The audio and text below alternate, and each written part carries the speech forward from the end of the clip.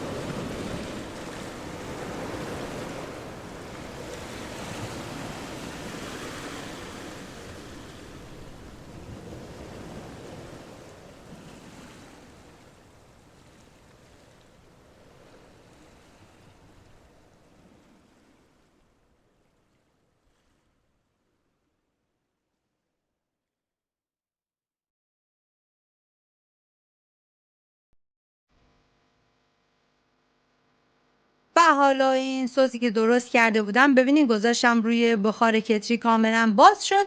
حالا میریزم روی مرغ‌ها و بعد با فلفل دلمه‌ای دارین یا فلفل، هر فلفلی که داشتین میتونین روش رو تزیین کنین و چند دونه سیرم بذارید و بعد باید فرتون رو با دمای 200 درجه به مدت 1 ساعت بذارین داخل فر و بعد از اون دیگه مرغتون کاملا آماده است. مرسی که مثل همیشه همراه من بودید. امیدوارم که از این ویدیوی من خوشتون اومده باشه. این مرغ بریون خوشمزه رو درست کنید، در کنار عزیزانتون هم از خوردنش لذت ببرید. اگر ویدیو من دوست داشتین لایک کنین و برای دوستانتونم بفرستین. خب دیگه من این مرغ رو میذارم داخل فر و بعد از 1 ساعت دیگه آماده. مرسی که مثل همیشه تا آخر این ویدیو همراه من بودی. تا درودی دیگر، بدرود.